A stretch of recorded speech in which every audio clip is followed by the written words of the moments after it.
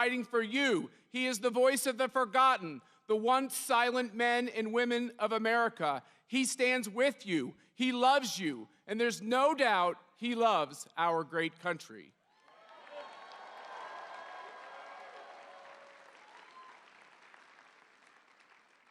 And this next part gives me particular joy. Because Nancy Pelosi refused to say it, I'm going to say it. I have the high privilege and distinct honor to present to you the President of the United States, Donald J. Trump. And I'm proud to be an American, where at least I know I'm free.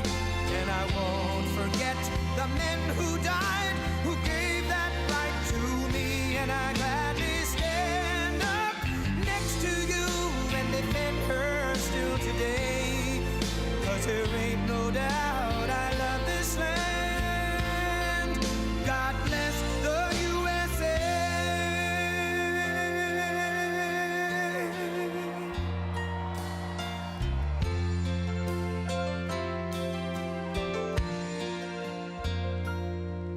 From the lakes of Minnesota to the hills of Tennessee, across the plains of Texas, from sea to shining sea, from Detroit down to Houston and New York to LA, where there's pride in every American heart, and it's time we stand and say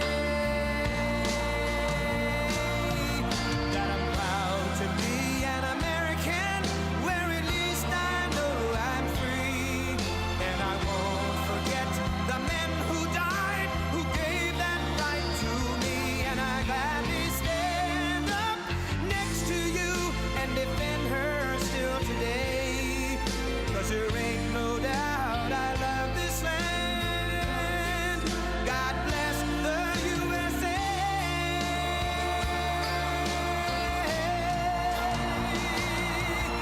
And I'm proud to be an American, where at least I know I'm free. And I won't forget the men who died, who gave that right to me.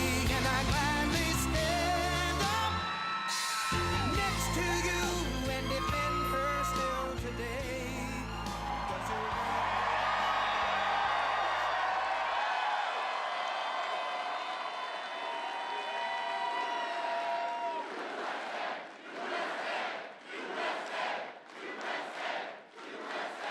Well, I want to thank you, Matt, and I'm thrilled to be back at CPAC with the thousands of proud American patriots who love our country, respect our flag, honor our history, uphold our laws, protect our Constitution, and always put America first, right?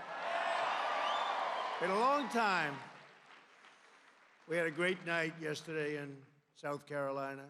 That was incredible. We filled up a stadium like you haven't seen. This stadium was packed and thousands of people outside. And I saw the competitors, our competitors that have like 2 people on a street corner. It's incredible what's going on. This is a movement like, honestly, like nobody's ever seen before. We say that. We say that. And you know, if it wasn't so, the fake news media would be all over us, right? They'd say it wasn't so. He exaggerated. I say it all the time. They never change it. You know, every once in a while you see somebody who did well, let's say well, in New Hampshire, or did well, not even win it, in Iowa. And the whole life of that person is made. Because we won the election. We did well in those places. Sit down, everybody, if you want. Sit down. We won the election. So it's great. And I came here and I got to know Matt and Mercedes early on, and I made a speech before I thought about doing this. They said, would you speak? I was very famous then, too. I guess more famous now. But I was very famous, and I made a speech, and they liked the speech. They said, you ought to run for president. I said, no, thanks. You remember that, Matt? You ought to run for president. We had a big crowd, and it was, The Apprentice was doing so well. It was like a hot, to put it mildly, show. And Matt said, you ought to run for president. I said, let me give it a little thought. And a couple of years later, we said, let's do it. And then they said, I never forget one of the people, respected guy, Charles Krauthammer, right?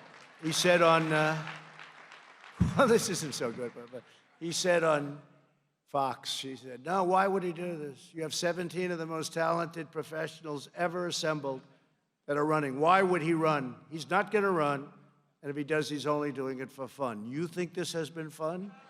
Does anybody think, Mercedes, you think this has been fun? I don't think you know. This has been just a ball. We've had a ball. But you know what? You know what? We're doing so well and we're doing so much. No administration has ever done what we've done in the first 3 years. Nobody. With tax cuts, and Supreme Court judges, and 218 judges. We're up to 218, including D.C. But together we're defeating the radical socialists, Democrats, the fake news media, the crooked politicians, and the hate-filled left-wing mob. And I told you I was going to be nice today, see? I said, let's be nice today. It's hard to be nice when they treat you so badly, right? Only a fool is nice when they treat you so badly. We're defending our faith, our values, our heritage, our borders, our rights, and our God-given freedoms. We're doing that. This is an incredible, look at all those people back there. This place has grown, look at, wow. Wow, that's fantastic.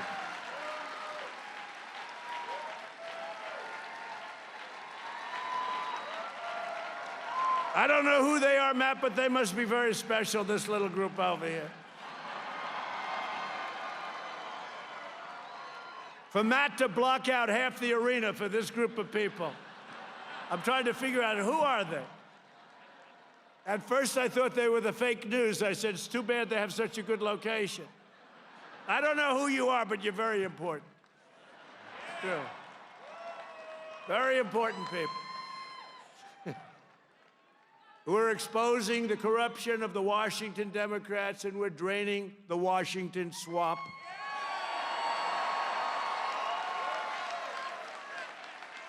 I just didn't know how dirty it would be. I didn't know how deep it would be. When I said drain the swamp, for a long time, you know, I was given that expression. A speechwriter gave it to me, said, drain the swamp. I said, that's so hokey. I said, that's the worst. I don't want to use it. Anyway, it ends up in one of the speeches. I said, we will drain the swamp, right? The place went crazy. I said, let's try it again. And we did it again, and the place went crazy. Now, here's the bad part. I never knew the swamp was so bad. It's really bad. But we're winning, and we're winning. Not easy, but we're winning. A lot of dirty people. A lot of very bad people. A lot of bad people, and I think justice will be had. I do believe that, or I wouldn't be very happy right now. We got through everything we got through. They gave us the Mueller hoax. They gave us the Russia crap. They gave us the one phone call that was a perfect phone call. Oh, let's get him out of office for that phone call. But you know, the Republicans stuck together, except Romney, of course, you know. Right? Low life. Except Romney, they stuck together. And even him, I got half a vote, so, you know. See, I was thinking, because he did actually vote one part. He couldn't do it all, you know, because he wanted to get some nice free publicity for himself. But it was 52 and a half out of 53 votes. So I guess you could say that, right? 52 and a half, right? So think of it, the Republicans were fantastic. I tell you what, that's when you find out who your friends are, really. It is. And we had 52 and a half votes. And in the House, we had 107, think of it, 107 to nothing with the Republicans, 107 to nothing. And we got 3 Democrats, and one came over and left the Democrat Party. Jeff Van Drew. And really, together, we're preserving this exceptional nation that our ancestors fought and died to build. We are making America greater than ever before. We really are. I think it's going to be greater than ever before with what we're doing with our military and what we're doing also to get rid of very bad people. We have such bad people, and they're not people that love our country. We're getting people that really love our country, and it's so important. And if I wasn't able to fulfill that, no matter what other things we've done, I would not consider this journey to be a success. So just remember that. One of my most important promises to the American people was to end America's long-running wars in the Middle East. American forces, and we're all warriors, folks, but 19 years, I see the people, I go over and I say hello to those incredible soldiers over at Walter Reed. What talent you have at Walter Reed. Those doctors, by the way, they have to be the best in the world, what they can do. And I see the arms and the legs missing, and I see what's happened to some of these incredible, beautiful people. And I see the strength, the spirit that they have. Most of them, I mean, even if they can't walk, if they've lost both legs, they want to go back. Sir, we want to go back. I want to go back. And it's just incredible to see it. And I'm going to mention it a little bit later, but, you know, we knocked out Soleimani, the father of the roadside bomb. We killed him. And al-Baghdadi. And al-Baghdadi.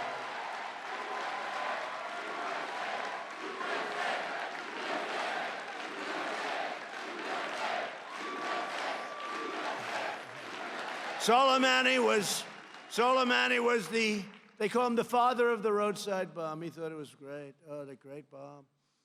And, you know, he thought it was great. It kept getting bigger and more sophisticated. One young man, he said, it was my last day in Afghanistan, and they had the mine detectors.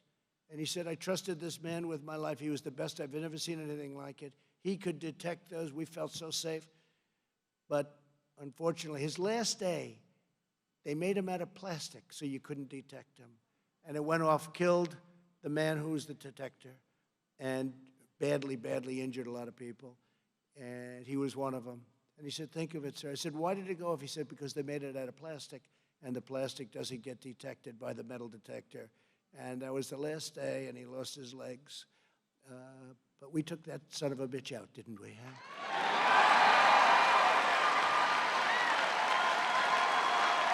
Should have been done a long time ago.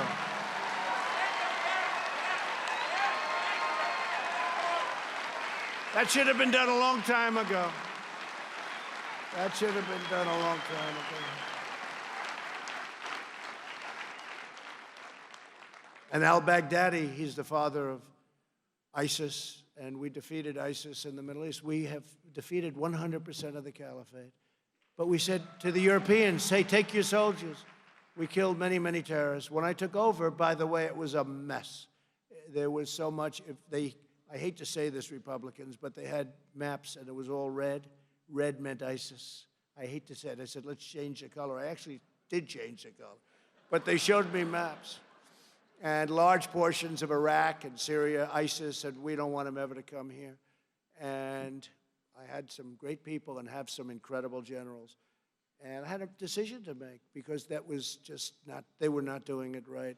And we made the decision and we took them out. Remember, I got to 98%, and I said, all right, now I can bring our people back home. Sir, and then what happened is the press, they didn't care, but they went crazy. He didn't complete the job. I was at 98%, Matt. They said he didn't complete the job. I said, General, complete the job, and they completed the job.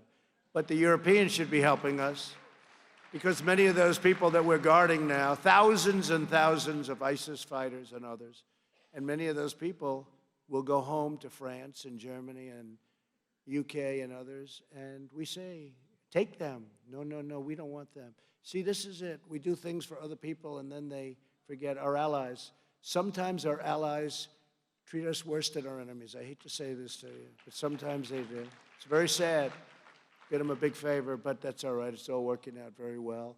But we took out al-Baghdadi, who everybody was after. That was, you'd see him all the time speaking with a fan. That was an old picture. He was young. He got older.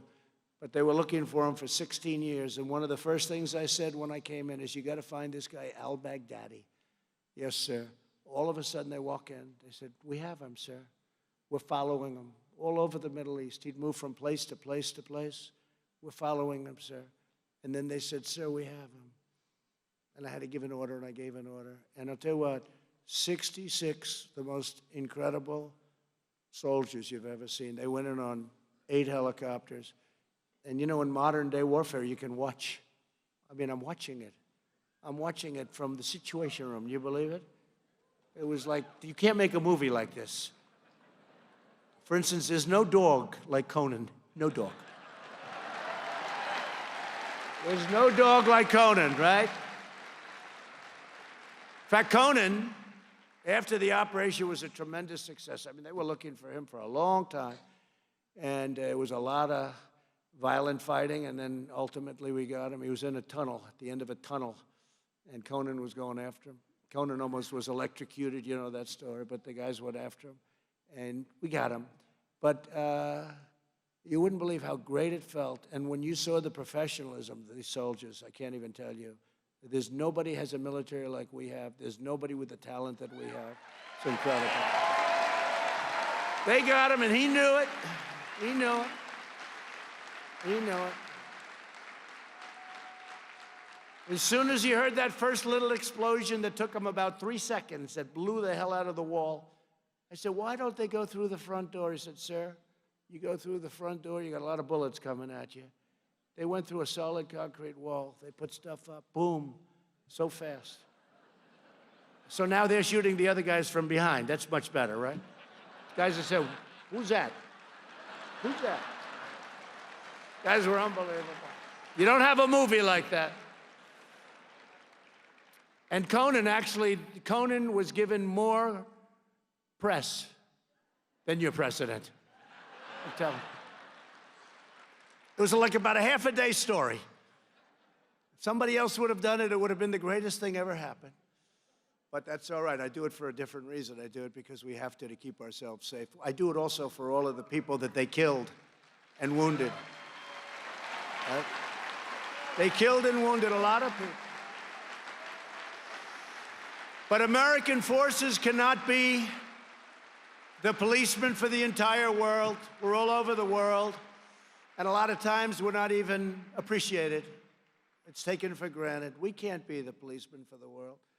And the democracy builders, we just can't do that for every nation that seems to have difficulty, especially for those nations that don't appreciate what we do. And there are many of them, many of them. And that goes with trade also. We've changed the whole thing around. Their job is to be secure, and my job is to make sure that we're secure and to defend our country first, our country. Today, the United States, for years they've been trying to do this, and today the United States signed a deal with the Taliban so that we can hopefully begin the immediate process of finally bringing our troops back home.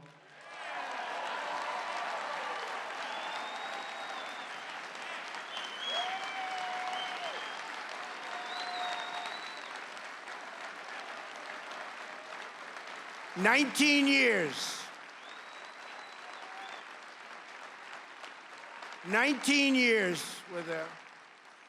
Thank you. And as you know, others wanted to do it. We got it done and just signed it. And I want to thank a lot of people. We really have to thank. You know who we have to thank?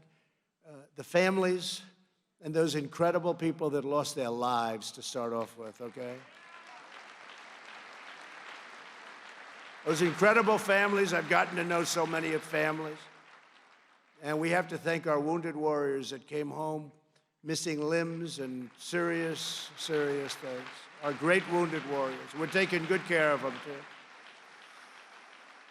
And I want to just thank our military because, you know, we've been really a police force there for the last long time. And we're not supposed to be a police force. We're supposed to be fighting soldiers. And we could win that war very easily if we wanted to kill 1 million people that have nothing to do with it, that don't know anything about us. And it's really a great feeling. I watched the ceremony today early in the morning on our television. And Mike Pompeo, Secretary of State, Secretary of Defense, Esper's doing a great job. So Pompeo and Esper were actually in different locations, signing with different groups. Pretty complicated deal, I have to be honest. But in exchange for the Taliban's action against al-Qaeda and other terrorists who could threaten us, we're prepared to begin those force withdrawals. And if the Taliban and the Afghan government live up to their commitments, and they may or they may not, but I think we have a lot of reason why they will. I think they will. That means that the longest war in American history by far, it's not even close, will be over.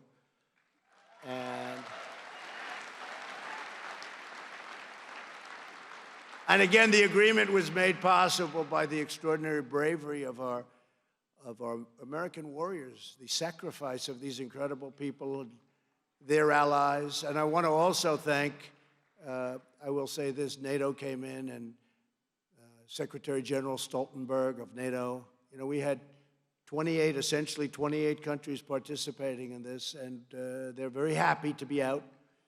They're very happy to be, soon to be doing other things. And I'll say this for the Taliban, they're great fighters, you know that, obviously they're great fighters. All you have to do is ask the Soviet Union, are they great fighters? They are great fighters. But they're tired also. This is 19 years. So I'm very happy to announce that to this group in particular. It's just sort of, I should say we scheduled it for our CPAC day, Matt. You know, we scheduled it for CPAC, because what better place? But we salute those who gave their lives, and we salute all of those incredible people. And after years of rebuilding foreign nations, we are finally rebuilding our nation and taking care of our own American citizens. It's time, right? It's time.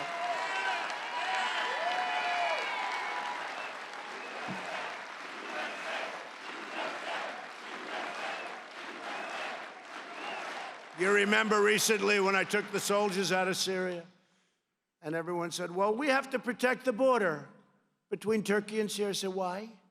Why? What does it have to do with us? They've been fighting for 1,000 years. What does it have to do with us? Why are we protecting the border? You can't do that. I did it. We created a safe zone. And I did leave a number of soldiers because we kept the oil. There's oil there. We kept the oil, if it's okay. So they say, he left soldiers there. No, I left soldiers to keep the oil, okay? They don't want to say that. They like to say, he kept soldiers there. He didn't tell the truth. These people are the worst. They are the worst. It would be so much easier for our country if we had a press that told the truth. It would be so much easier.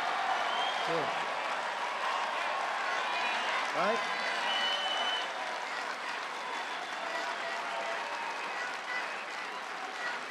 It's true.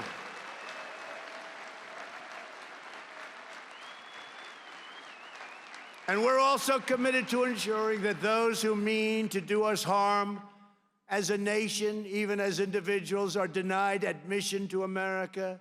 They're not allowed into our country. And we have some very, very powerful people right now. Our borders are strong. All of the 9/11 hijackers came here on visas. And we are determined to keep radical Islamic terrorists the hell out of our country.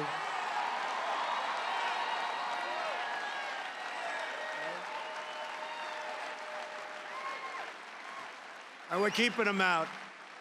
Border security is also health security. In our efforts to keep America safe, my administration has taken the most aggressive action in modern history to control our borders and protect Americans from the coronavirus.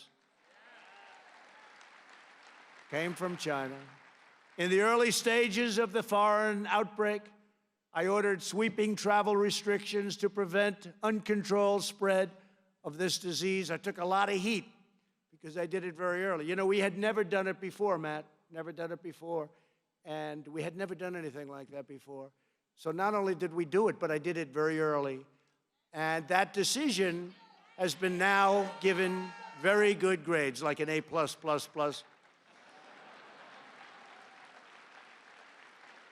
I took a lot of heat, even from my own people, but we did the right thing. The extreme fringes called us racists for imposing these critical life-saving measures. They wanted to let infected people pour into our country. I don't think they knew how bad it was, in all fairness. but nothing will deter us from protecting the well-being of the American people.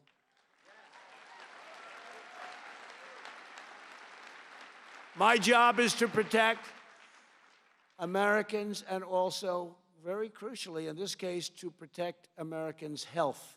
And we'll do that, and we will do it with vigor. That is why today That is why today my administration announced new measures to protect Americans to the fullest extent possible.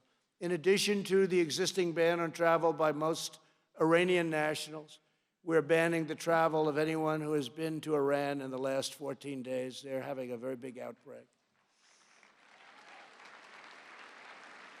And I say here and now, if we can help the Iranians, we're doing certain things for them now, and if we can help the Iranians, we have the greatest healthcare professionals in the world, and if we can help the Iranians with this problem, we are certainly willing to do so. We would love to be able to help them, and all they have to do is ask. We will have great professionals over there. We have the best in the world.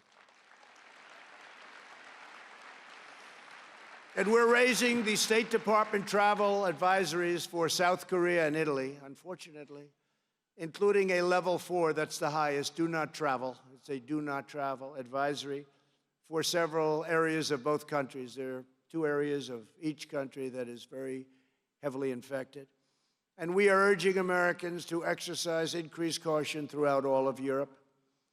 We will do everything in our power to keep the virus and those carrying the infections from entering our country. As you know, we took in approximately 40 people. They were Americans, and they may have had it. Some had it, but they were put in quarantine, and it's working out. Many of them are in good shape right now, and they're better and going home. It's time for all Americans to put politics aside and to come together to work for the health, safety, and security of the American people. Be a great thing.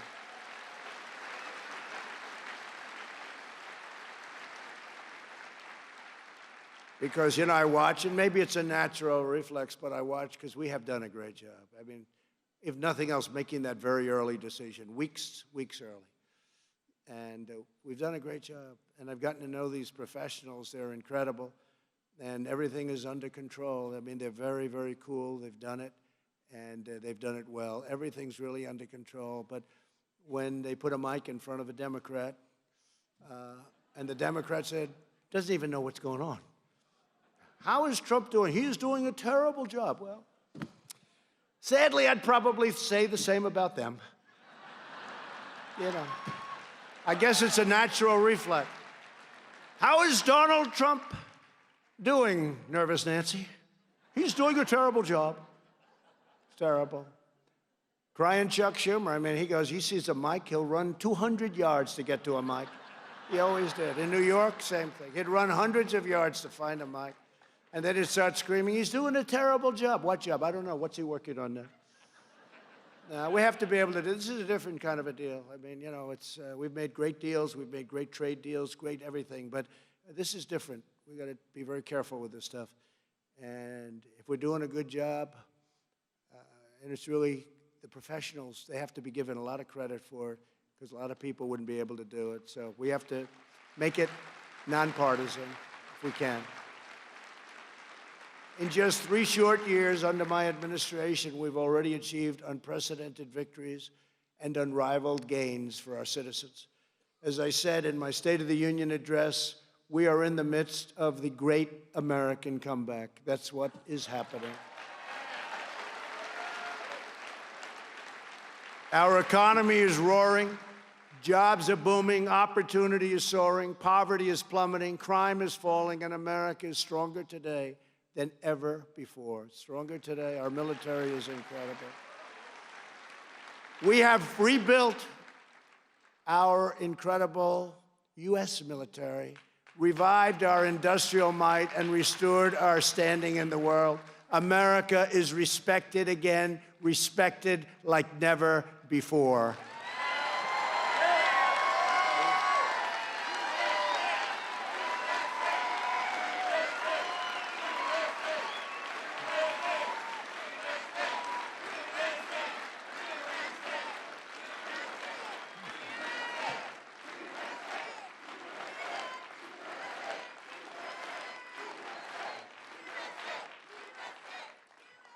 Since my election, America has gained 7 million new jobs, 5 million more than government experts projected at the end of the last administration. They were saying the most you could possibly do is 2 million. We did 7 million. I never even said we were going to do 7 million. That's a lot of jobs. Unemployment has reached the lowest rate in over 51 years. The average unemployment rate for my administration is the lowest for any president in the history of the United States. That's a good one. That's a good one.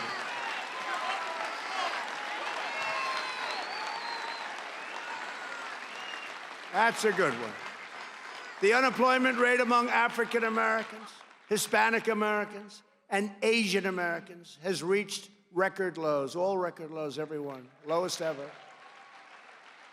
Young people have seen their wages increase by 16%, a record, and their wages are rising 3 times faster than those wages during the last 4 years of, did you ever hear of this gentleman? The Obama administration. You ever hear of him? More than 2 million millennials have gotten jobs. We have lifted 10 million people off the welfare rolls and 7 million people off of food stamps.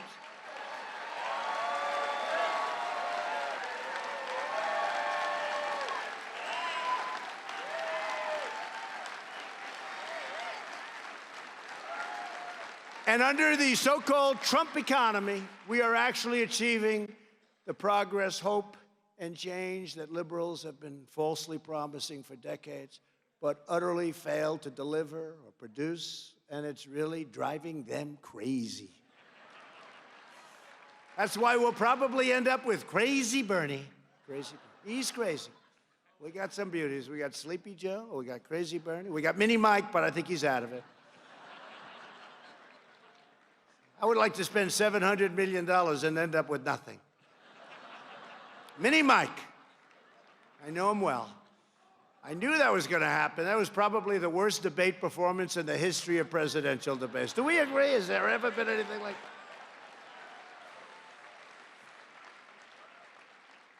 But he's going to keep spending the money. I think this weekend he's going to, I hear his ad stop on Tuesday. He's going for Tuesday. He's going to spend a lot of money. It just shows you that you can't buy an election. I mean, it just, there's a point at which people say, you got to bring the goods a little bit, too. You got to bring the goods. Boy, did Pocahontas destroy him, I'll tell you. And look what I did to her. She choked. You know, she went out and got a test because I was killing her with a Pocahontas. Remember, I said, I have more Indian blood in me than she does, and I have none. Right? I said it. I said it to her. Love to have some, but I have none. And she was getting hit with that name, Pocahontas. That was one of the good ones. And they said, we want you to apologize for that name. And I did. I apologized. Nobody ever heard me apologize before. I apologized. To the real Pocahontas, I apologize.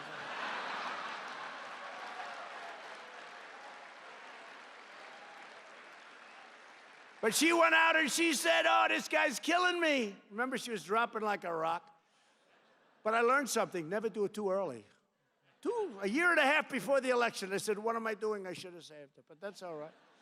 Because she had those burning embers, and then she started, but ultimately she failed. She's gone, so.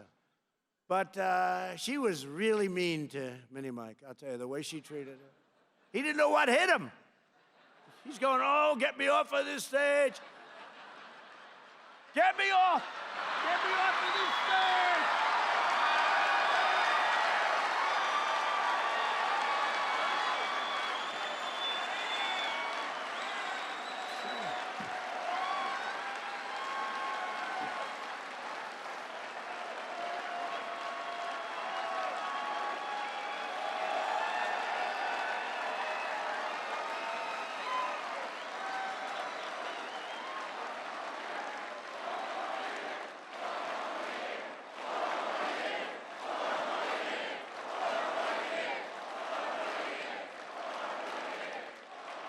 Well, thank you very much.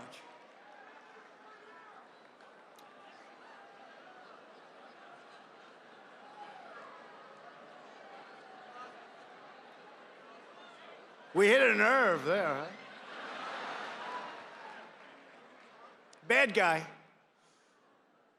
Far-left radicals have become increasingly desperate and increasingly dangerous in their quest to transform America into a country you would not recognize, a country in which they control every aspect of American life.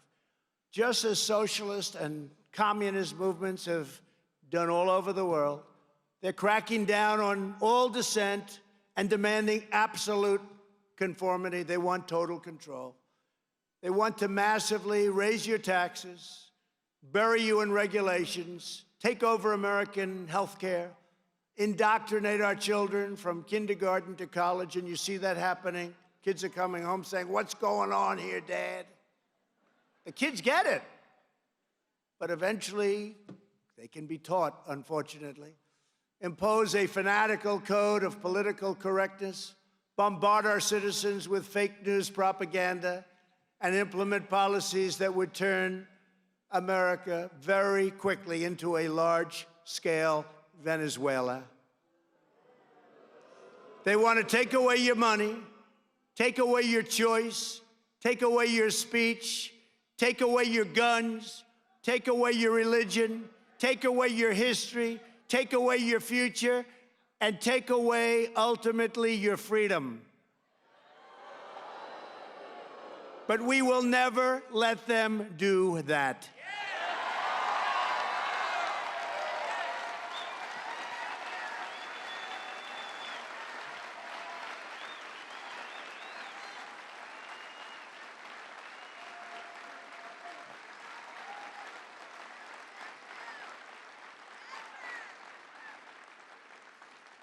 For many years, the radical left's sustained assault on American democracy, culture, institutions, and values went unanswered. But now we are fighting back, and we are winning like never before. We're here. We are winning, you know? There was a time I used to come to CPAC. It didn't have this kind of energy. Number one, you didn't have the president. You know, I was only going to do this for Matt once. I said, "Look, I'm president. I can't go to CPAC, right, Matt?" I said, "I can't do it." So I did it. We had a great time. Next day he calls, "Can you do it again next year?" I said, "Yeah, I guess." This is like my fourth time or something, right? Or more. And I'll be here next year, okay? Yeah? Why not?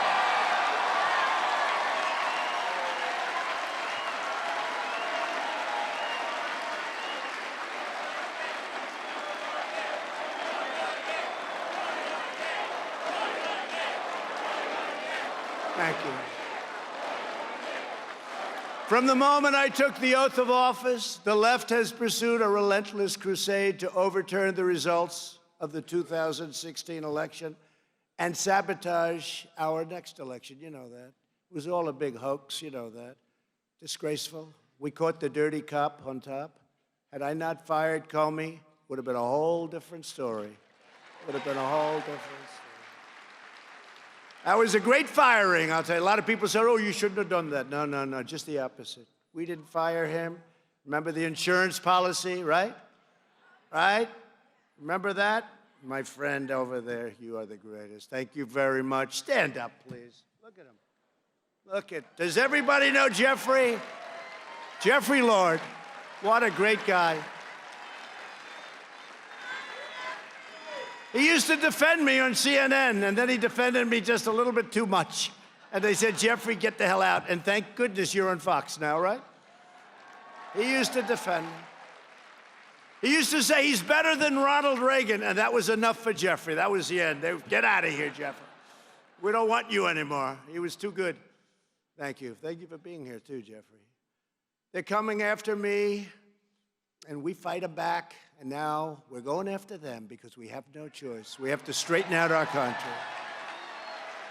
But despite the best efforts of the left-wing fanatics, their scams, schemes, slanders, they've all been discredited, totally discredited. How's Comey doing? By the way, how's Bob Mueller doing? That was a great performance in Congress. Raise your right hand. What?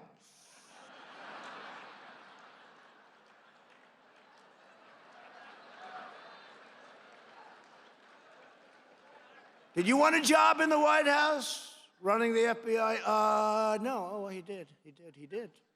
What happened to him? That was a lie. That was a lie. We have it down. He said no. Well, it was a lie. He wanted a job. He wanted to be director of the FBI. And then they appointed him the following day into special counsel. I call it special prosecutor because special prosecutor is a much more accurate name.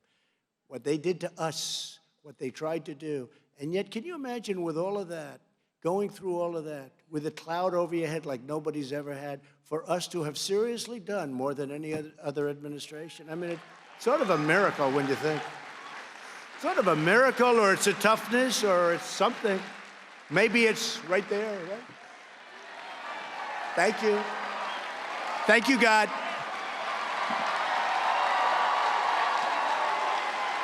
How did we do that? How did we do it?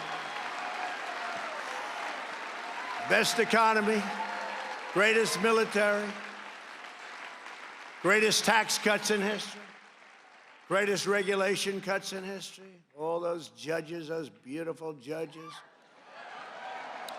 2 Supreme Court judges. Great ones. But their sinister plots have been exposed and their credibility has been totally destroyed. They're still just dealing with the embers, you know, a little bit like Pocahontas. She had those embers and she started coming up and that was the end. But they have embers too. They have embers. They have a lot of bad people around, but one by one, with the help of everyone here today, the American dream is back, bigger, better, and stronger than ever before. It's true. To lift up forgotten and impoverished communities, we created nearly 9,000 opportunity zones all across our country. Tim Scott, Senator Tim Scott was so great. Creating jobs, opportunity, and investment. It's now pouring into the places that needed it the most. We have poor areas that haven't had 10 cents invested in them in years and years and years. And now millions of dollars are going in there. We're transforming neighborhoods. It's incredible. It's incredible. It's one of the, it's not talked about much by the media. It's one of the greatest things ever done in terms of economic development. Opportunity zones. Millions and millions of dollars are being poured, and not being poured in by the federal government. Not being poured in by the federal government. It's an incredible thing. We passed the largest package of tax cuts and reforms in American history, larger than any before. And it's incredible. You know, all my life, I've only been doing this for 5 years, okay? But all my life, I've watched politics. And it was always the guy that cut taxes. You want to cut taxes. The Democrats have a strange platform. They don't want a wall. They want people to pour in. They want to raise your taxes, right? They say, we want to raise taxes. I'm trying to say, is this like a good thing to campaign on? They want to raise taxes, right? Think of it. They want to have sanctuary cities where you protect bad people in many cases. The sanctuary cities. And by the way, we just won the big case. Did you see that? Whoa, 2 days ago.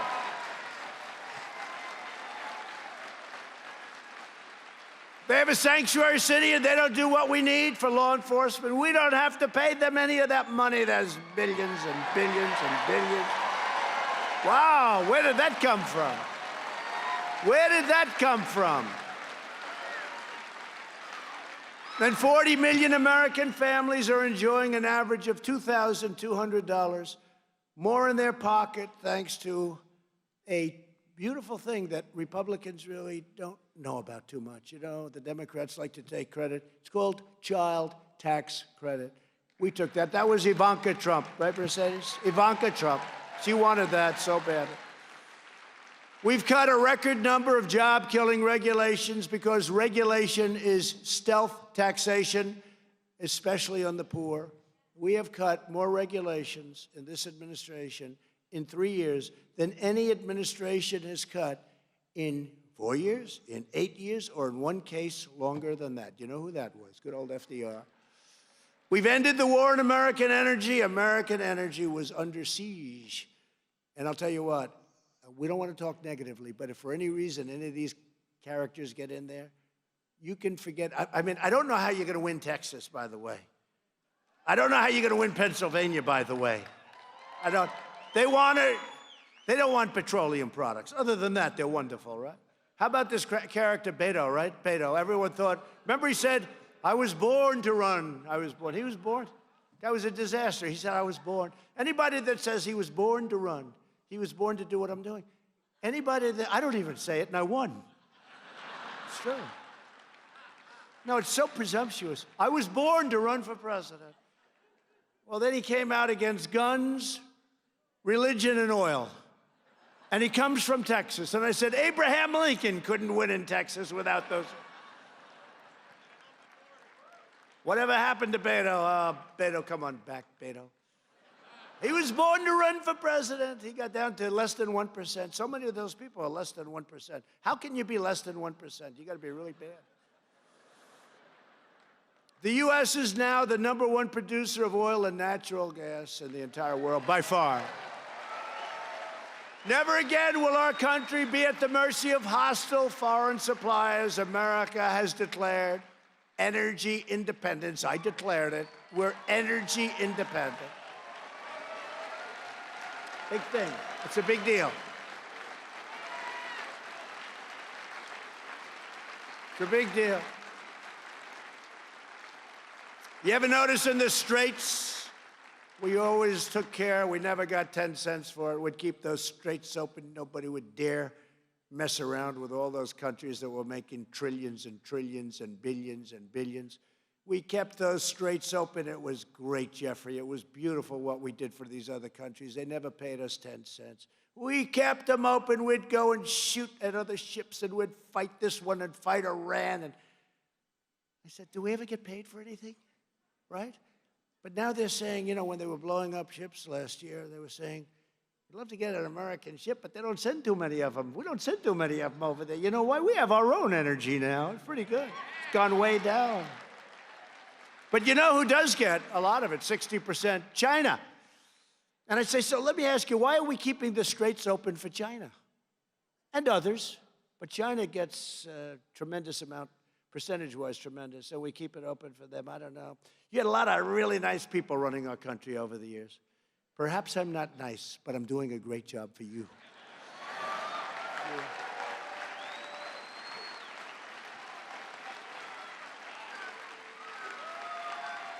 Well, it's true. Yet every Democrat candidate wants to shut down American energy production. How do you do that? Including oil, natural gas, clean coal, and nuclear. They like wind. Wind. I won't repeat it, but last year the best line of the whole thing was wind, right? Darling, I'd like to watch television. I'm sorry, Alice. The wind's not blowing. You can't watch the debate. That was the best line. I'm not going to go through it now because I don't like to be repetitive. Like Sleepy Joe, where he says the same thing 4 different times. Well, he's got a bad habit. Ladies and gentlemen of Ohio, it's great to be with you. Joe, you're in Iowa. That was 7 times he's done that. I haven't done it once. And if I did, you know what I'd do? I'd walk off the stage because there's nothing you can do to come back from that. You can be Winston Churchill. He was a great, great speaker. Winston Churchill was pretty good, right? You could be Winston Churchill for the rest of the speech. And the press doesn't kill him. You know, he said the other night, this was really a beauty. Sleepy Joe. He said, guns have killed 150 million people in our country. And I'm watching. I said to your great First Lady, she's doing a great job. I said, First Lady.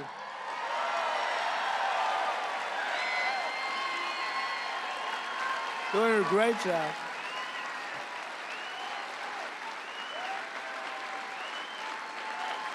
She's doing a great job, very popular.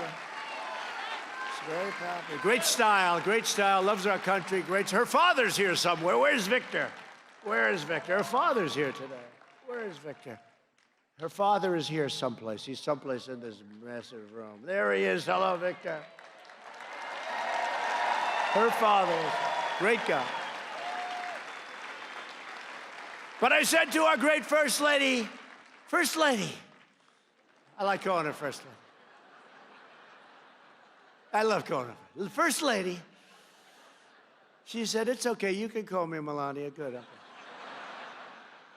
Now see, when I have fun like that, you know what's gonna happen tomorrow? That'll be a headline. He calls her First Lady. Because they're dishonest people. We can have fun. Remember this thing, Russia, if you're listening, remember it was a big thing. In front of 25,000 people, Russia, if you're, it was all said and done. They cut it off right at the end so that you don't see the laughter, the joke. And they said, he asked for help, right? Russia, if you're listening, very famous. They cut that thing so quick at the end because they didn't want to hear the laughter in the place and me laughing. It was just boom. These are really dishonest people. But I said to her, it's true, I said to her, let me ask you this. Did he just say that we killed 150 million people? That's half of our population. This is a terrible event. We have to find out what's going on. This is bad.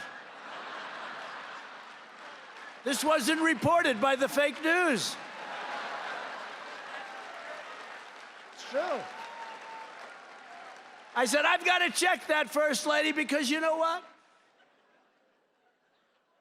If 150 million people were killed last year by guns,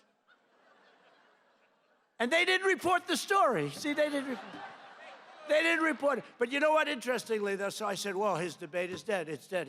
Nothing he can say. At the end, they said, his debate was great. He did a great job. If I would have said that, it would have been over.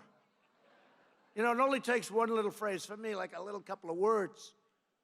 If you mispronounce a word, you know, with all I speak, they say, if he mispronounced the word the, he said the.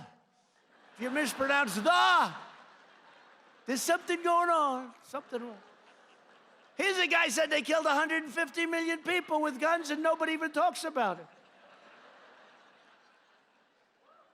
But it is true, a lot of times he blows it with the, you know, I don't do it. Fortunately, I don't need it yet. Hopefully, maybe someday I will. But you know what you can do? You write down the name of the state that you're speaking in. And you put it up there. And whenever you're going to say the word, you look down. I'm in Florida today, folks. I'm in Maryland. I'm in Virginia. I'm in Iowa. So they corrected him the one time he said, Iowa. And then they said, no, Idaho. And he said, didn't I say that? No, he didn't say that. He thought they were the same. Now, he's going to have, I think, a pretty big win today, I think, based on the polls. I don't know. How the hell does he have a big win? Can you imagine? And I don't know. Maybe we should do. You know, I did a poll last night, right? Should I do that here? Am I allowed? You promise you're not going to charge me? You know, these pollsters, you know, they're the other ones. Like the Fox pollster is the worst of all. But I don't know. Fox is good, but the pollster's so bad. Fox is good. You know, they're okay. But they're okay. They put certain people on. You know, they have a good show, and then they put these people, the never-Trumpers, on at the end. There's nothing you can do to recover from that. But, you know, the pollsters are very phony, a lot of them.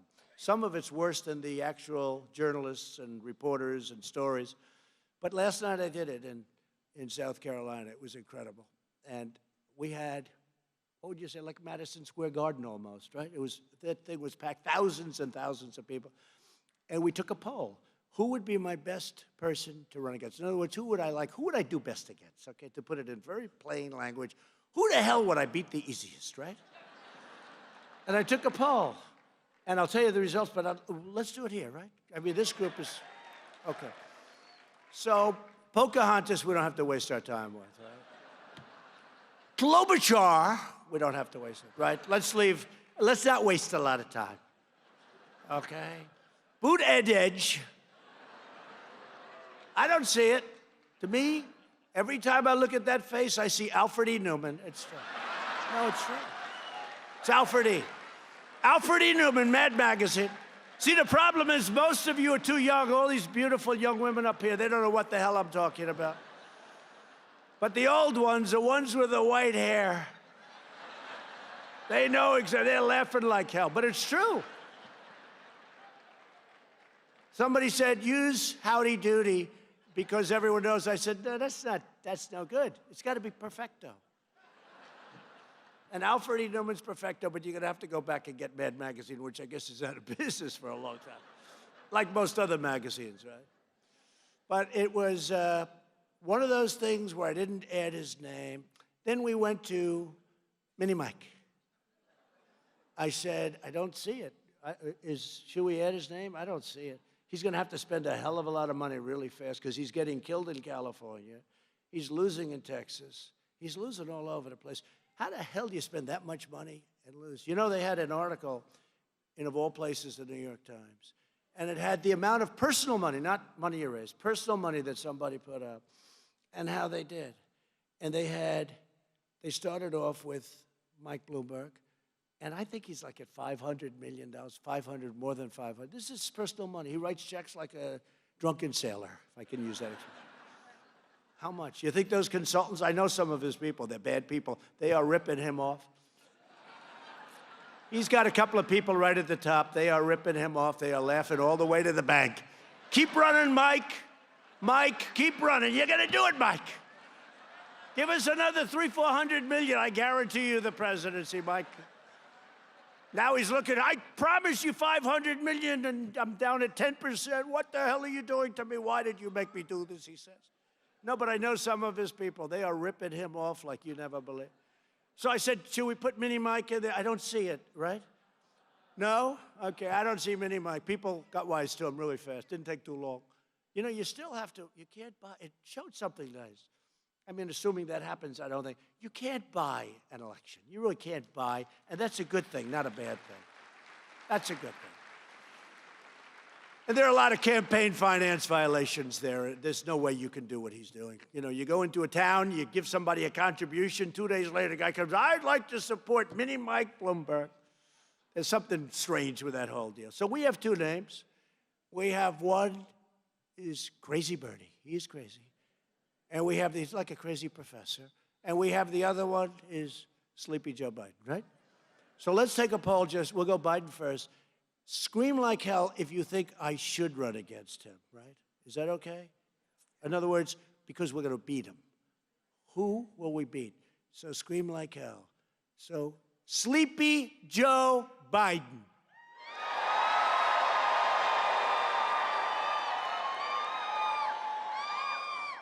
All right. This is, would you like me to run against him? Crazy Bernie Sanders.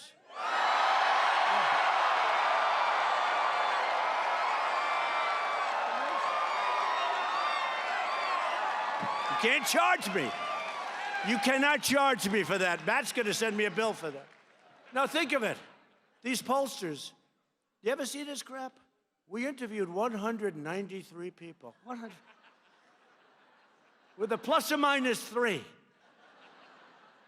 You have thousands of people in here. I got it for free. But Mercedes will send me a bill, I guarantee you that. For a free poll. So look, that happened last night, too. I did the same thing. They think that Crazy Bernie, how could you be easier to beat than Joe? You know, the guy can't put two sentences together. It's insulting. How can you be easier? But, you know, he is more down the middle. You know, everyone knows he's not a communist, right?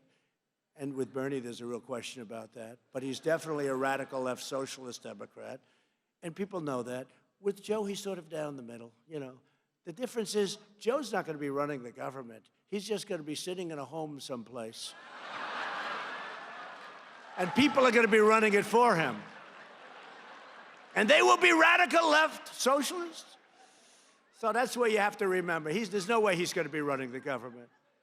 But we're reversing decades of calamitous trade policies, breaking up the unholy alliance of lobbyists, globalists, and special interests that bled our country, bled our factories, and bled our people dry.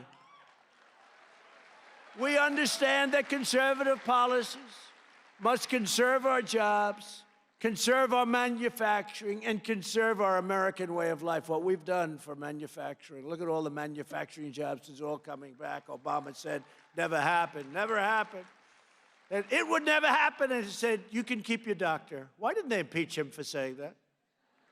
Remember, 28 times, you can keep your doctor, you can keep your plan. It was a lie. Impeach him. America lost 1 in 4 manufacturing jobs following the twin disasters of NAFTA and China's entrance into the WTO. The worst 2 deals ever made in, now I say, see with all the women, humankind. I used to say mankind. Sounded sort of good. Now I say humankind. I don't use it that much. Right? The women know what I'm talking about. The women get it better than the men. The women get it better. They named me Time Magazine Person of the Year, right? Now, this year I lost to Greta. Greta. I lost to Greta. I said, who? I'm not going to get involved in that because last time I got in a little trouble. But I lost to Greta. But doesn't matter. I've won it, enough. I mean, in all fairness, when the whole world evolves around this person, I don't say good, bad, but you turn on that stupid CNN, you turn on MSDNC, you turn on Fox, every story is Trump or Trump-related, right? If a plane goes down with 700 people on it, they don't even cover it anymore. That used to be a big event. They don't cover it anymore. It's really unfair. But it's been, by the way, have we all had a great time, though? This journey, right? This journey has been amazing. I tell the story. A month before I ran, I said to my wife, well, I'm thinking about it. Said to a couple, I'm thinking about it. Didn't think too much about it. I thought about it like a day before I ran. But I remember seeing the New York Times. It came to my office. I held it up. It was like a thing you hand out at a grocery store. It would have blown away with a little wind, about 2 miles an hour. It would have blown away. That was the New York Times. Now it's a vibrant paper. But when I'm no longer here in 5 years or 9 years or 13 years or 17 years, 21, 25. No, they actually think I'm not leaving, This crazy Bill Maher. Bill Maher, you ever hear this guy? He says, he's not leaving. He has a guest, some guest, that didn't have a clue. And the guest, he said, Trump is going to win. You know that, don't you? He's going to win. He's going to win, don't you? Like I devastated, Bill Maher. He said, nut job. He's going to win. And the guest says, no, we're going to fight very hard. We think we have a good chance. No, he's going to win. And then you know what? He's never leaving, don't you? He's never leaving. No, he's never leaving. No, he's got it work. He will never leave. There's no way. And I used to think he was kidding. He's not. He is a total nut job, this guy. But under my administration, the great betrayal of America is over. It is no longer for sale. Last month, we ended the NAFTA catastrophe, and I signed the brand new U.S.-Mexico-Canada agreement into law. Great job. The USMCA is a gigantic victory for farmers, ranchers, manufacturers, and workers all across our country. And by the way, speaking of farmers, something they don't know, but they're learning fast, no more estate tax on your small farms, small businesses, small other things. No more estate tax. People don't talk about it. It's a big thing, big provision. Big provision. If you love your children, it's great. If you don't love your children, it's irrelevant. Don't leave the money to them. But, in years gone by, great farmers, they have a good land, good everything, but they don't make that much cash. It's a tough business, right? And the banks would come in, loan money to the children, and the banks would end up owning the property, and all hell was going on. It was terrible. No more estate tax, or as we call it, death tax. No more on small farms and small businesses. Great thing. Nobody talks about it. Nobody talks about that, but it's a big thing. If you love your children. If you don't, does anybody here not love your children? Raise your hand, please. Look at that, not one hand. Well, that's conservative people. They all love their children. Right? Now, there's one hand in the back. I'm not calling. I also took the strongest ever action to confront China's illicit trade practices. You see what happened there. And our strategy worked, and we have a great relationship with China now. We have a very good relationship. They didn't even respect us. They were taking out $500 billion a year. We had a trade imbalance. We had a deficit of more than $500 billion with a B dollars a year. Can you believe that? Who the hell can sustain? Who wants to even talk about that? So we started charging tariffs. They hit our farmers. I gave the farmers everything that they took out, and the money came from China because it came out of the tariffs, and we had a lot of money left over. Long, complicated story, but not really complicated. No other president ever thought of it. And now the farmers love me, and we ended up making a great deal. But they loved me before. You know, the farmers, when they'd go to CNN, would go up, "Isn't it terrible what President Trump is doing to you with the trade war?" He says, "No, it's hurting me badly, but the trade war is necessary, and it should have been done years ago." Everyone, I've never heard anybody say different. I've never heard anybody say different. The farmers are unbelievable. But I went to Sonny Perdue, our Secretary of Agriculture. I said, "So let me ask you, China's tough, they're smart. They hit them. How much did they take out last year? $12 billion. How much did they take out this year? $16 billion. That was last year." I said, 16 billion, 12 billion, good. We're going to give them back the 12 billion. Then we gave back the 16. Everything they took out. I said, what was the best year they ever had with China? It was 16 billion. I said, good. I'll reimburse them the 16 billion out of the tariffs that China's paying. And by the way, you know, China respects this, just so you understand. You know, other presidents knew that they were getting ripped off. They didn't know what to do about it. They said, they'll attack our farmers. All the farmers will go bust. They didn't know. Charge them tariffs, pay them back, and then keep a hell of a lot more money than you're even giving to the farmers. And we kept tens of billions of dollars. And we made our first deal. And Schumer went, "It's terrible, the deal." He took the tariffs out. Now, nobody wanted tariffs until I taught them what tariffs are. But it's terrible. He took the tariffs out. Actually, I didn't. They're paying 25% on $250 billion. I don't even know how we pulled off that one. But they're paying. But China's great, and now they want to negotiate phase 2 because they want to stop paying the 25% on $250 billion. Otherwise, we have no leverage, right? We have no leverage. But the farmers are the greatest. And even before they knew I was going to be able to reimburse them all that money that was being taken out of their pockets, they said to me, I had 25 farmers in the White House, right in the cabinet room. I used the cabinet room. Everybody else used it only for the cabinet. I use it for everything but the cabinet. No, I use it for farmers. We have it's this incredible room, right? This incredible room. And I said to the farmers, I said, you know, I want to give you back money. I want to give you a subsidy. Oh, we don't want the word. They didn't want, everybody else, they didn't care what I used. I could use subsidy. I could use welfare. I could use any word I wanted. The farmers hated the word subsidy. Sir, we don't want anything. We just want a level playing field. It's been this way for 20 years. And it's been absolutely hurting us. They didn't want anything. And I said, you know, are you serious? They said, yeah, we just want a level playing field. Nobody can beat us, and it's true. Nobody can beat. They want a level playing field. And I said to myself, can you imagine? Everybody that comes in, countries, other businesses, everybody, they want money. The farmers don't. They just wanted a level playing field. And that was at the bottom when they really were looking. It was looking pretty bad. But now, China's going to be buying $50 billion worth of product. The most they ever got was 16, so they're buying 50. We agreed to 20.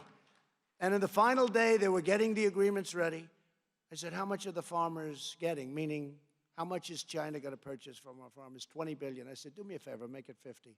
They said, 50. I said, the farmers can't do that much, can they? I said, no. China said, absolutely not. I said, look, what does it mean? You got 1.5 billion people. What the hell difference between 20 billion and 50? It doesn't mean anything. They said, you're right. We'll give you 50. It's crazy. It's crazy. My only problem is I don't think the farmers can produce that much. It's going to be very good to be a farmer when that whole thing kicks in. We understand that our First Lady and highest, and you have to remember this, when our First Lady came out, she said to me today, say hello to everybody. And she said that your first duty and your highest loyalty, and this was coming right from her, is to the American citizens. And you really have to let the people know. This is, Melania told me this. Can you believe this? She's like giving me a history lesson. Our First Lady is giving me a history. Our highest loyalty to the American people. I said, okay, that was pretty good. Thank you. Thank you very much. I'll tell her. I'll tell her that was the single best line in the whole speech. Okay. Nowhere has the American left more thoroughly violated this sacrosanct principle than on immigration.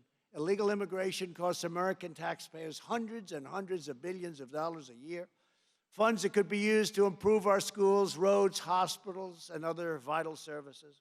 Instead, Democrats want to take even more of your money to give illegal aliens free health care, free federal welfare, free education.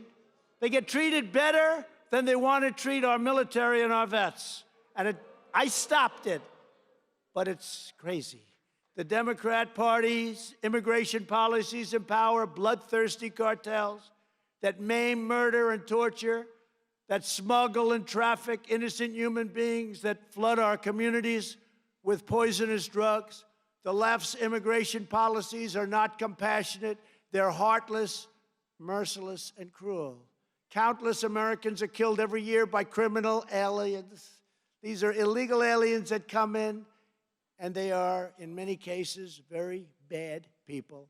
In Houston, Texas, an illegal alien was charged with the murder for killing a 75-year-old grandmother in her home, stabbing her with a vicious machete knife 13 times in the chest. In Georgia, an illegal alien was charged with murder for killing, beheading, and dismembering his neighbor. Yet despite these travesties, the far left supports deadly sanctuary cities where people like that get protection, that release criminal alien predators into innocent communities rather than handing them over to our great heroes of ICE.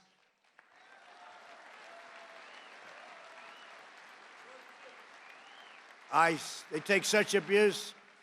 ICE, the toughest gangs in the world, MS-13, they slice people up. ICE takes them out by the thousands. Nobody else wants that job.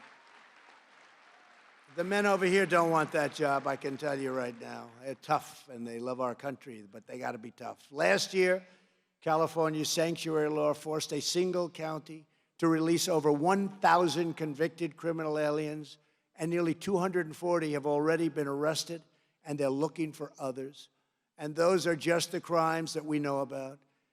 Montgomery County, Maryland, announced a sanctuary policy last July. Since then, at least 10 illegal immigrants have been arrested for sex crimes, including the rape of an 11-year-old girl. In Seattle, officials released a known MS-3, think of this.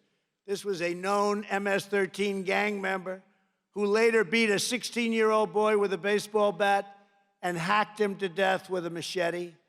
The list goes on and on and on, and these people are protected by their sanctuary city fools. In my State of the Union address, I called on Congress to pass legislation allowing the victims of these deadly policies to sue these sanctuary cities for the pain, anguish, and suffering they inflict on our people.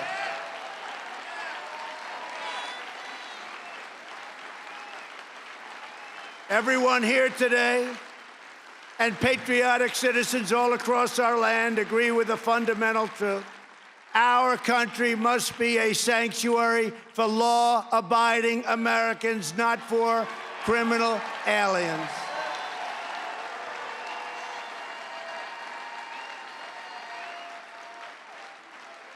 The left's crazy mantra is no borders, no nations, and no more deportations. They don't want to deport. Crazy Bernie said he'll never do a deportation, right?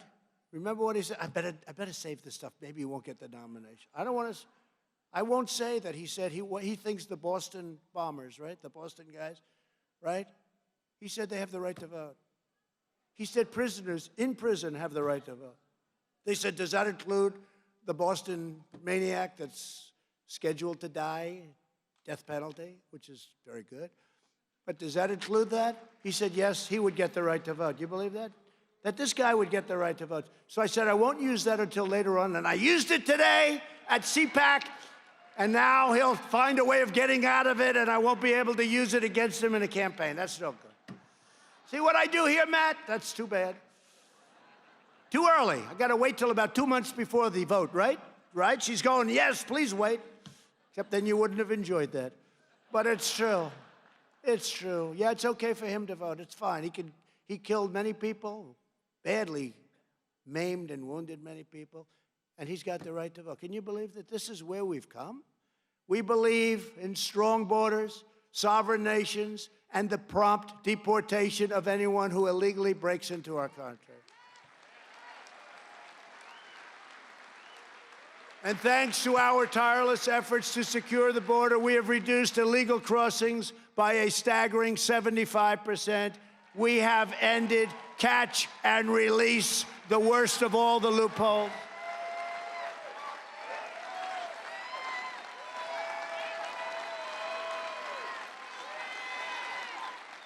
Nice hat. We have seized a record amount of drugs and deported a record number of gang members. We are building the powerful border wall. We're already up to 128 miles of border wall. And you think that was easy?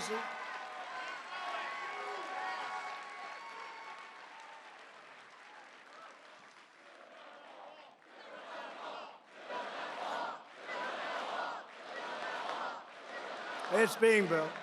And it's being built to the highest standard you can build it. You know, just to show you again about the news. So we're building it, and part of it's desert. It's rough territory and very tough territory in many ways. But the winds are blowing, and they're putting it up, and it's 30 feet high, steel and concrete both. And you have to be able to see through it. Very expensive. It's the ultimate wall in terms of, we went to Border Patrol. They did studies. They hired people, climbers. What's the hardest to climb? The piece on top. That's called an anti-climb provision. Supposedly it makes it harder, who knows? But I said, do it, another couple of bucks. But we put up a wall, and it was blowing 50, 60 miles an hour in this territory. The concrete was just poured, it was soaking wet. The wall came down, and we end up with a big story. Trump's wall gets blown over by the wind. That's what it is. But I explained, because when you have Twitter, where you have so many millions of people, all you have to do is say, scam, scam. We can get the word out. Now, we lifted it right back up and put it back, and we held that sucker in place until the concrete dried. And they don't like to report that. It's really, but that's, you know, that's what we have to go through. It's a very sad situation. Another grave threat facing our country. And by the way, on the wall, so we're up to over almost 130 miles of wall. Think of that. But, I mean, really amazing. But think of it. But then they say, all right, so he's building the wall. You have to understand, I had an entire party against me, and a party that controls the House now. And we're going to take back the House. We have to take it back. We have to take it back from these lunatics. From these lunatics. We have to take back the House. All right? We have to take that. No, but think of that. But so now they like to say, all right, so he's building the wall, but Mexico's not paying for it. Yes, they are, actually. You know what I mean, right? They are paying for it. They're paying for it. Oh, they're going to die when I put in this, what we're going to do. But no, they're paying for it. And they're okay with it because they understand that's fair. But no, Mexico's paying for it, and it's every bit, it's better than the wall that was projected. We're doing it at a higher level. We have so many gadgets on that wall, you wouldn't even believe it. Sensors, we have things. Remember, they wanted drones. They said, he doesn't need a wall. These people all 6 years ago, they wanted a wall. And I tell people I made one big mistake. I should have said, instead of we will build a wall, people went crazy. Look at you. We've been doing this for years. I could get elected twice over the wall. Can you believe this? No, but look at it. People go crazy. But just take a look. We have a wall. People want a wall. And what are the two things, no matter how technological we get with the computers and the airplanes and everything's going, two things that will never change. A wall and a wheel, right? A wheel and a wall. And if you come back 1,000 years from now, it'll still be a wall and a wheel. Remember they used to say, he doesn't need a wall. We'll give him a drone. Oh, that's great. We could have a drone watching everybody pour across it. But the mistake I made, I should have said, we will not build the wall. Then they would have made me build the wall, right? I would have had all the money I could have gotten. Oh, it could have been so much easier instead of had to go through years. But we won all of those cases. They got sued by everybody. We got sued by politicians that didn't know they were politicians even. We had a lot of suits, so we won. We won all those suits. Another grave threat facing our country is the effort from Washington Democrats to completely demolish our health care system, jeopardizing the health of millions of people. While congressional Democrats embrace Crazy Bernie's socialist health care takeover, we are defending America's right to keep the doctor and the plan of your choice. We are ending surprise medical billing, just happened. We are imposing price transparency bigger than health care. We are protecting our veterans, and we will always protect patients with pre-existing conditions. Health care is a big, big part of what we're doing. Democrats have declared their unlimited support for extreme late-term abortion, ripping babies straight from the mother's womb right up until the very moment of birth. And that is why I've asked Congress to prohibit late-term abortion of babies, because every child is a sacred gift from God.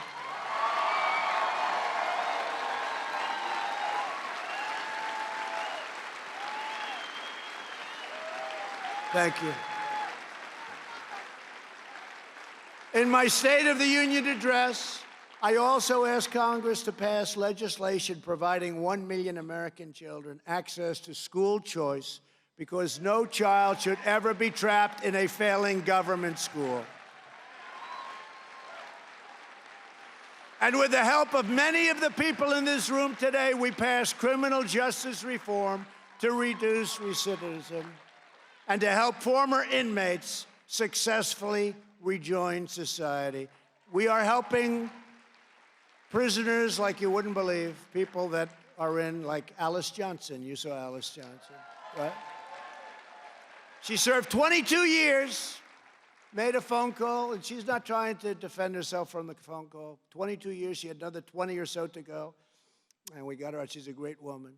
Through our pledge to America's workers, employers are providing millions of marginalized workers with the skill they need to transition from government dependence to self-reliance. That's what we need, and we need people.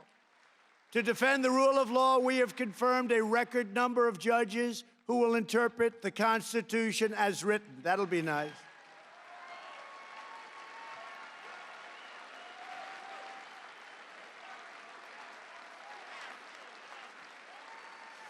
And we have appointed our two great new Supreme Court justices, as I said, Neil Gorsuch and Brett Kavanaugh.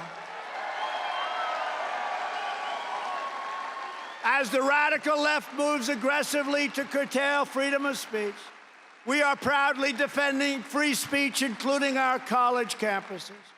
Any college that refuses to respect your First Amendment rights now risks the loss of billions and billions of federal taxpayer dollars.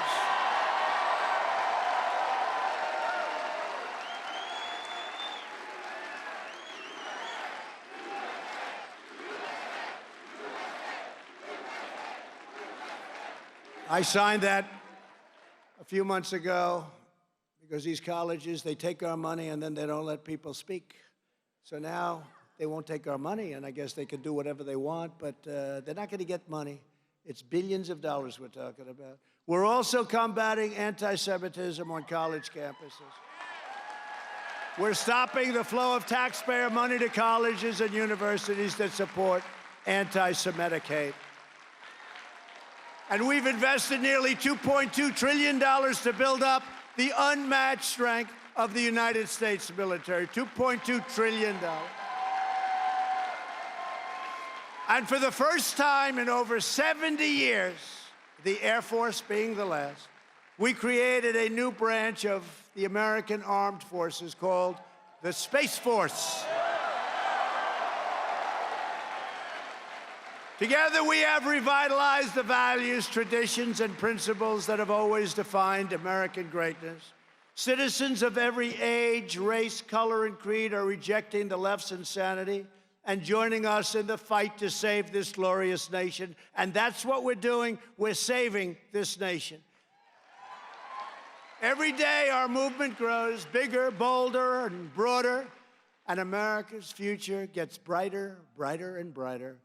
Our movement is united by a towering spirit of patriotism, a profound and abiding love for our fellow Americans, and a deep reverence for the rights and liberties given to each of us by the hand of Almighty God. We know that America is the greatest nation to ever exist. We know that America is the strongest force for good in the history of the world. And we know that America is the home of the toughest men and the strongest women ever to walk the face of the earth. This is the home of our ancestors, carved out of the wilderness, the home of our forefathers, shed their blood, the home of our children, and this is the home that we want. This is the home that we want our children to inherit. We will love and cherish and protect this nation forever. For all of the soaring heights that we've reached, we know that there are still more records to be shattered, new summits to be scaled, more triumphs to be realized, and more amazing history just waiting to be written. The American adventure has only just begun. With your help and the good Lord's grace, we will continue to push onward to our nation's magnificent destiny. We will continue to make our republic the inspiration, the glory, and the envy of the world. As long as we are confident in our values, loyal to our citizens, and faithful to our God, there is no limit to what we can achieve. The United States of America will always march on to victory. America is thriving like never before. And ladies and gentlemen, the best is yet to come.